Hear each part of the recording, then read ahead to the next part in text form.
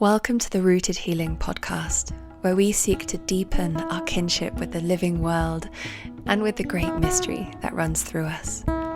This is a space where stories heal with words that weave us closer to our wild and daring natures, bringing together the expansive minds, topics, and ideas that help us heal, reimagine, and co-create the world we wish to thrive in. The process of making whatever we make is as I understand it, our fastest route to our own sense of connection and belonging.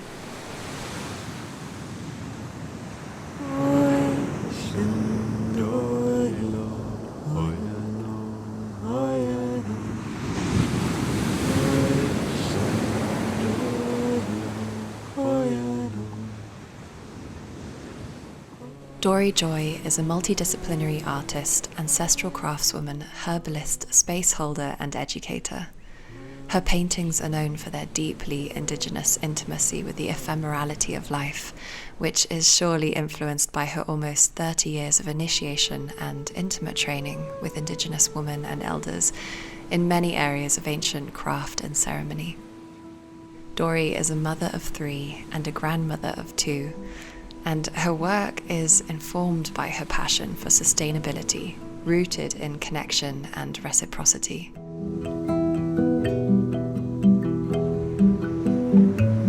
Midsummer eclipsed, full-buck moon, motherwort, southernward, already in bloom, in my night garden.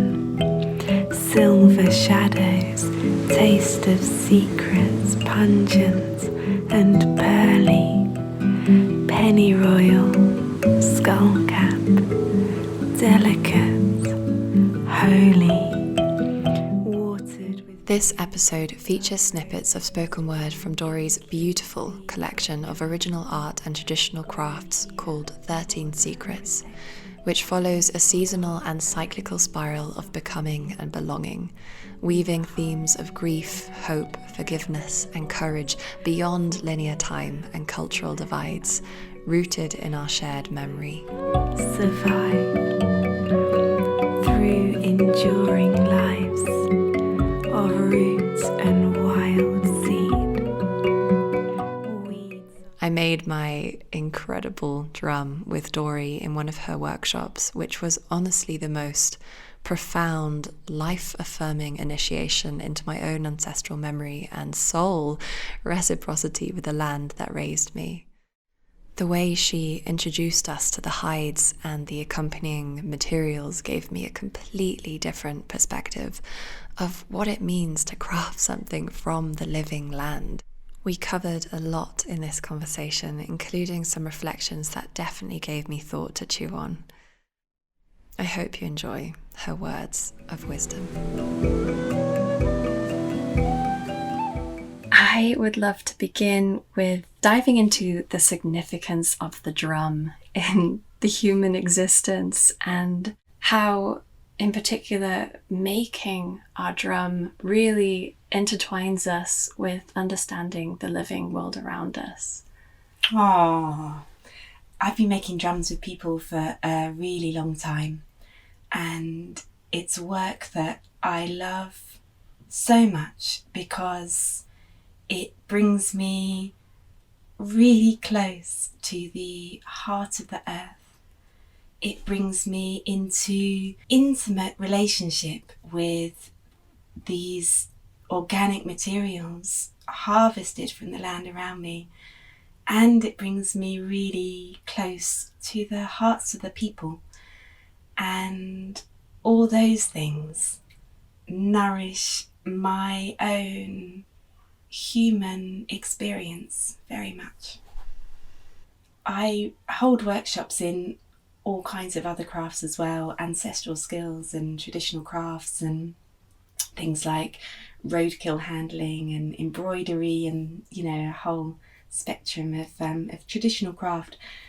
But drum making particularly is the deepest remembrance that I witness again and again. And the memory of drum making is primordial, it's ancient. There's something in this vessel, in creating a vessel that is making a heartbeat sound, that is our oldest memory. Our origins come from our beating heart. Like, our beating heart is the first thing that is made of our human bodies, and our mother's beating heart is the first thing that we hear when we have ears in the womb. And people have been making drums since time before time. Drums that predate Homo sapiens. We can see that they are pre-agriculture, they're pre-art. It's so within our deepest ancestral memory, beyond our cultural conditioning and understanding, or even our spiritual affiliation or lifestyle choices, to have this vessel that we can make a heartbeat rhythm on. And now, of course, there's these incredible scientific studies that show what happens in the human brain in the presence of a drum beat, in the presence of a repetitive rhythm. It's amazing to see the neural pathways between the right and left hemispheres of our brain all start to link up and connect and talk with each other. And there's this access to a deep brain, to our active imagination, to the states that we would usually only be able to access in deep sleep, through deep meditation, or through plant medicines. They become very accessible in the presence of a repetitive rhythm. And of course, those documented scientific studies, which are really worth researching, they are very recent in our evolution, but people have known this intuitively since time before time. And so many people come and say, I'd like to make a drum. I don't really know why. I'm not a musician. I'm scared to sing. I've never played a drum before. I just want to make a drum. I hear that again and again, and it really affirms what I sense and witness again and again with people making their drums. And then there's a simple place where anything we are making with our hands, we're making with our heart, because of our connection with our hands and our heart. And to spend a whole day, or sometimes 2 days, sometimes a week or a month or a year, making something, I feel is the most nourishing thing that we can do with our human bodies. And it's also the best contradiction that we can offer to the capitalist overculture that we are inadvertently contributing to by being consumers. It feels like the goal of capitalism is to get somebody to make something for us. The goal is to have people doing the making for us, whether that is cleaning our house or making our clothes or growing our food or ferrying our luggage or washing our car. You know, that's like the optimum goal that is driving the colonial machine, really. But to give yourself the time to rest back into the intuitive wisdom of the creation, the creative potential and instinct to create in our hands, and how naturally that becomes an act of prayer, is a profoundly nourishing contradiction to the to what so many people seem to be struggling with, which seems to be a feeling of a lack of time, a feeling of a lack of connection. I love offering people this kind of generous, expansive space to be with the wisdom of their hearts and hands and witness them creating something meaningful for themselves, for their journey from that space. That combined with the ancient memory and the sound, how comforting a deep drum beat is, how comforting to also have an instrument that has resonance with our own heart energy, because we made it. There were some things that you helped me understand the reflection my drum was giving me. It's like that's the medium language that I've learnt. Like anything that we are giving our time and attention to is gonna develop and blossom and show more of itself. The work of preparing the materials for drum making, I've spent so long with those materials that it's like becomes an intuitive language, in the same way that people that spend a lot of time with horses, really understand the subtlety of their non-verbal communication. People in ancient cultures, it's like, wow, they're reading bones, they're reading ash, they're reading water. So I can listen to the language of the drums because it's something very close to my heart that I've spent a lot of time listening to. And when we've spent a lot of time listening to anything, like the subtlety of how like a craniosacral therapist works with the body, it's so beautiful. Sometimes the drums bring a really generous mirror to the physical body, emotional body, and sometimes it is useful for me to be translating that to bring more resonance and connection in with the drum making. Moving through all of the beautiful crafts that you do and the paintings that you create, they really, for me, they create such a deep sense of remembrance. And I feel transported to an ancient place that my soul is yearning for in this modern age. A sense of connection with the magic of nature, elderhood, motherhood, to community. And I'd love to know where you feel this comes from when you are painting, and how might we all access this deep remembrance through art and storytelling? I think the first thing that I would like to share about that is this whole misunderstanding that people have to think that they have to be qualified, good enough, or have the time, the resources, the education, or the permission from somewhere to start creating art. So often beautiful things are made,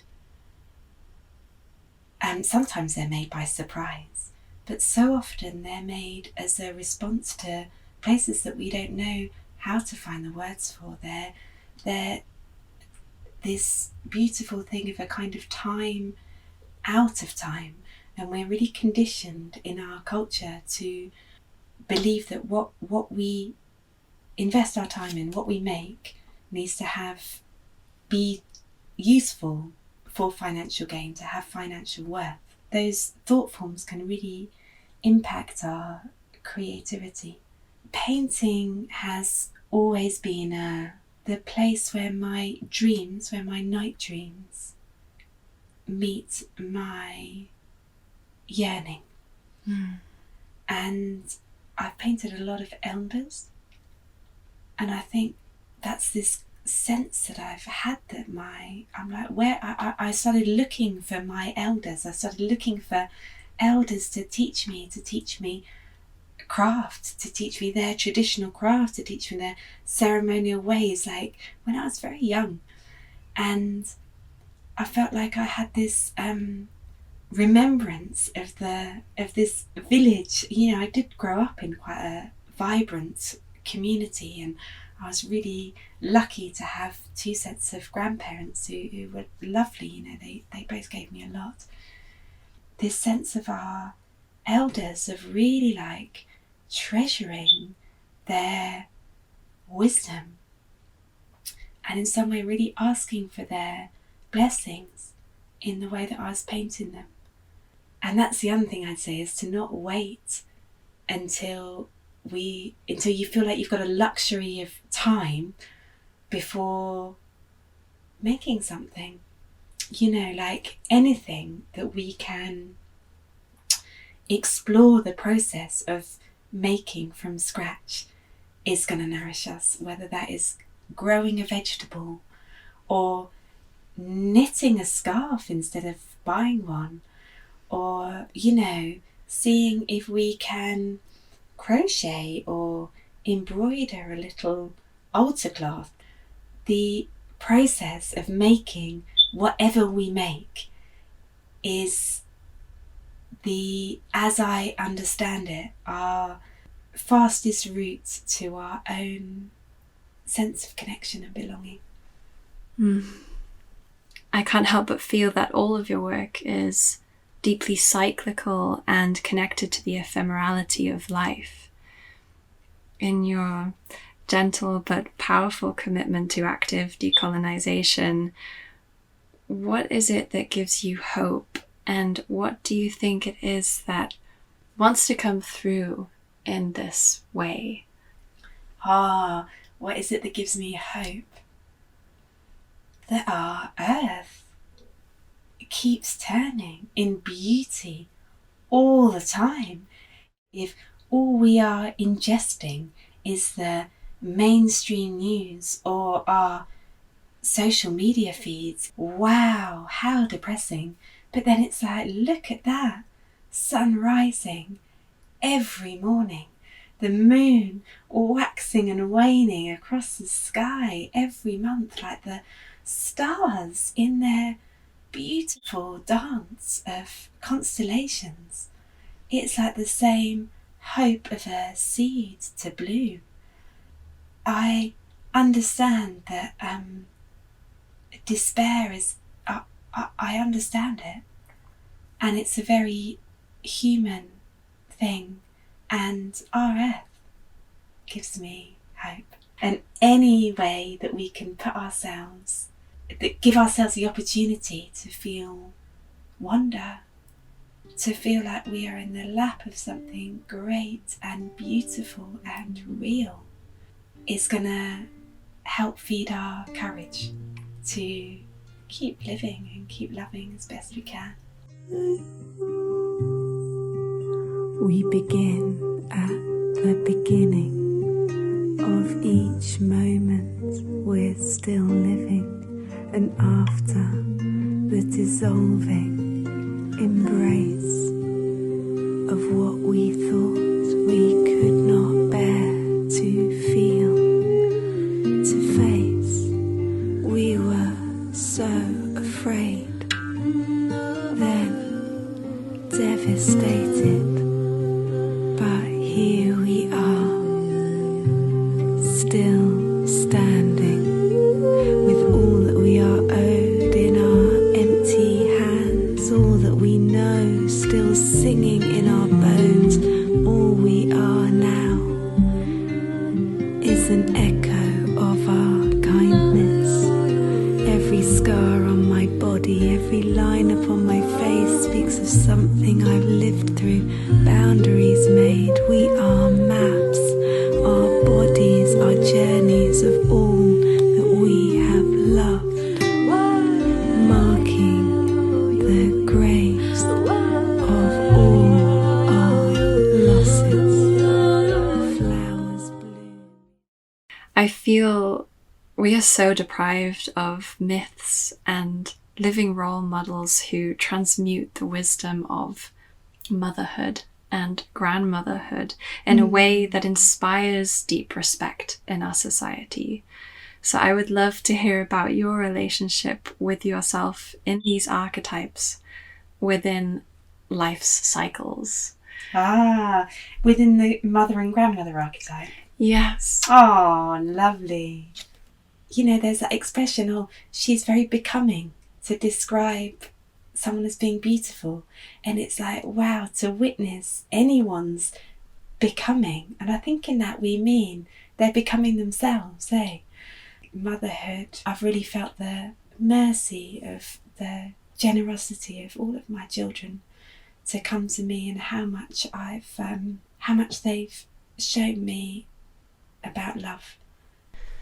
Your paintings often speak to women's archetypal mythology, and we were speaking earlier before this podcast about how certain phrases become quite coined in spiritual spheres, for example, the divine feminine, and how at the same time a big part of actively deconstructing patriarchal thought begs us to re-look at gender binary.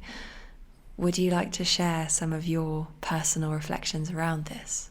That the personal artwork that I'm making, it is really, really feminine. There's no other way of putting it. I've had to sit with the mirror at a time in my personal life where I am doing all I can really to dismantle gender binaries in my work, in my language, in my spaces, not to take anything away, but because I'm seeing more and more how the divisions of patriarchal culture oppress everyone, and the slim margins of those, the narratives of the masculine and feminine gender binaries are a burden for so many humans to carry, you know. And I'm really interested in the hearts of the people. That's where I am on my personal inquiry. As for like women only spaces, men only spaces, I feel like it is really good for people to gather in intimate circles with people that they feel like they have a resonance with, whether that is women's spaces, queer spaces, trans spaces, because there is also a strength that is cultivated in that resonance. And I feel like it's really good to sit in circles with people that you might feel like you've got nothing in common with, people that you might meet and think, I am never going to find a place of connection with this person, or I don't understand the way that this person is living or presenting. And the more time we're spending debating the rules about what should and shouldn't happen for certain people in different spaces, because so many of those rules are from fear of anyone who might be living or expressing or making choices in a way that feel beyond our personal experience or understanding. And in a personal place, I am feeling the liberation that comes from any person that has the courage to be themselves, that has really come to the understanding in their own heart of the gift that they are bringing to our earth. And I believe that each one of us comes with a gift that is real, that is shining. And the more someone can do to get to know their gift and to take the time to cultivate it and hone it and bring it as an offering to try and make our world a more beautiful place, a more loving place, a kinder place, that gives me hope as well.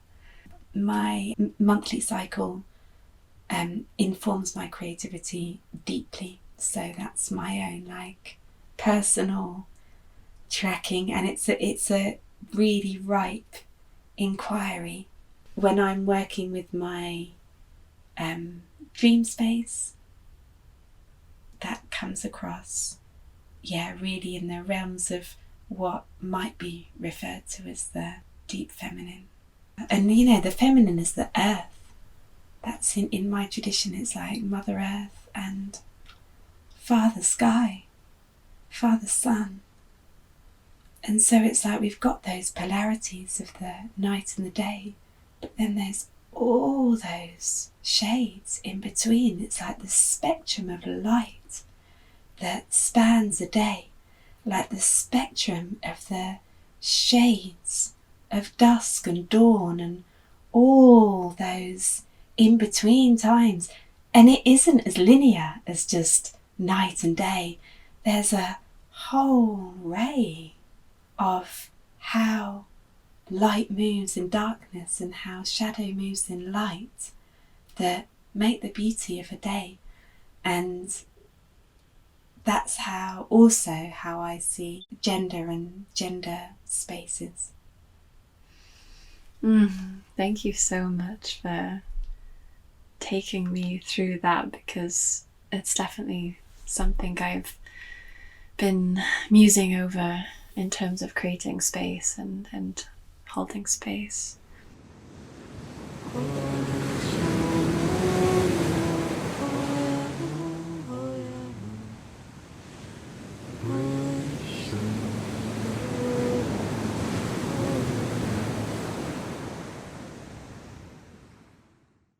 I can't help but feel that we have all been grieving a way of life that our souls are craving. A life more vibrant with celebration, initiation, ceremony, rites of passage, and deeply rooted community. And as someone who is embodying practices that honour this way of life, yet amongst a modern world, what advice or reflections can you share that might inspire us to follow that inner calling or inner truth, or even access it in the first place?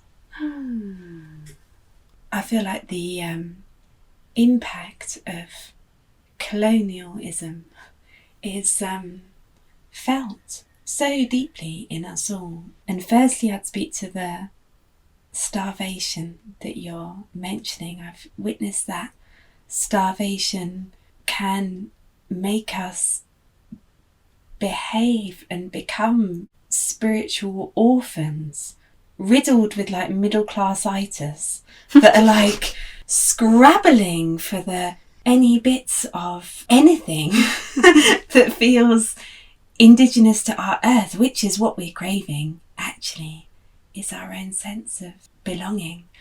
And so what that can mean when that is sort of happens, when that hunger happens through the filter of our Western drive towards consumerism, is that we can move from thing to thing really fast. And that's really exhibited in like the health food industry, whether it's like goji berries or quinoa, like our appetite for wellness. The intentions are good, but the practice can be ravenous, often with appropriating and depleting. Going back to what I said very early on in our conversation, is that the whole agenda of colonialism is to exploit, is to take. And how are we going to start giving back? How are we going to start giving back? And that's a really good place to start, whether that is in our communities, whether that is in our approach to our spiritual path. How are we going to give back rather than take? And how are we going to make it sustainable? If we can't sustain and grow and create something for ourselves, it isn't any use for the generations to come. It only becomes food for what comes after, when we love it enough to cultivate it and sustain it. I'm here in southwest England, and like here, like the hedgerows are like a cornucopia of medicines. They're like a whole medicine chest, everything that we could need. Pretty much, I reckon that anything that we could need for any condition of like mind or soul or body, we could find within a like 10-mile radius of our home. I would recommend to anyone to get to know the plants that are growing in their garden, in their hedgerows, before going with the ravenous appetite for the herbs. Like chaga mushroom is another one. It's suddenly got popular, and then it's just being harvested at a rate that is impossible. Like I always think you've got to think how long a plant is going to take to grow to address that, the hunger, and see what we can cultivate and sustain within with what is right here beneath our feet. That's so needed, that advice, and it's really coming through for me listening to that, just how often blind we are to our own privilege and our sense of entitlement, because there's this real common ground of just getting what we pay for, and it's huge that. Yes, and it's a dance that I've definitely been, involved with. I'm guilty of going and seeking that connection and awakening and whatever else in foreign lands, and it has. And for sure, me too. And that's the thing, isn't it? Because it's like, what are we seeking, and what can we give back on our quest? It's like that relationship, because when we're cultivating reciprocity, it really changes our relationship, approaching a people or a land or a ceremony with that sense of entitlement, with our unchecked white privilege, with our unchecked white fragility, feeling like we have paid for something that we're going to have to try and fill this hole of our lack of belonging and our lack of resonance with the culture that we were raised in. It's really problematic, hey? What can I offer? What can I, and sometimes that reciprocity would be in money. That is a form of reciprocity. And the other question with that would be like, how can I take care of what I've received? How can I take care of the generosity that I've been given in this space? How can I do my bit to sustain that which has just nourished me enough to strengthen it and pass it on? We lay our boulders down in the river, offer our complaints to the wild, wide ocean, then lift our open hands to the salt sea breeze. Breathe, receive the songs of the birds that we set free when we chose to keep on dancing, knowing that we are human. That earth, air, fire and water live and move and dream inside us, our faith in the unpredictable, untrodden ways that guide our surrender. We yield, compost, sustain and rise.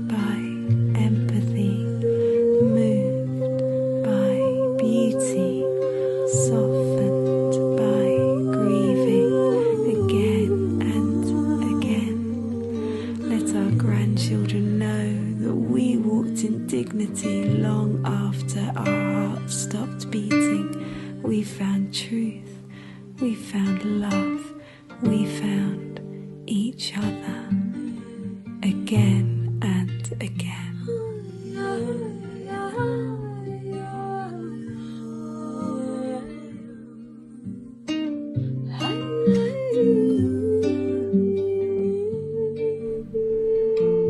Thank you for being here with the Rooted Healing community.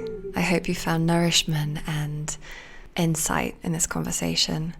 You can discover more about Dory and her creations, workshops and facilitation at dorriejoy.co.uk. That's DORRIEJOY. And you can also follow her journey on Instagram at dory.joy. The relevant links are in the show notes, and if you've enjoyed this episode, please do share it with friends and family, rate and review. It really helps us, especially because we've just started out. And perhaps consider becoming a patron from as little as £1 a month, where you'll receive exclusive, thoughtful content and you'll help us continue with this podcast. That's at patreon.com/rootedhealing. To find out more about us and our upcoming events and offerings, please visit rootedhealing.org and follow us on social media. We are a new podcast, so please do hit the download button, which helps us become more easily searchable for future listeners. I'm your host, Veronica Stanwell, and I'm sending you so much love and thanks wherever you are in this moment.